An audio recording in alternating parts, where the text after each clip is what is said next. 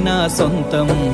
రాదురా ఏ విజయం నీ కోసం నా కోసం, ఎటుపోదురా నువ్వు చేసిన కష్టం ఎప్పటికైనా సొంతం. కాలంతో పయనించే వాడికి కానిది ఏముంది, సాధనతోనే సాధ్యమవ్వునని సదాశయంతో సాగర ముందుకు. రాదురా ఏ విజయం నీ కోసం నా కోసం, ఎటుపోదురా నువ్వు చేసిన కష్టం ఎప్పటికైనా సొంతం.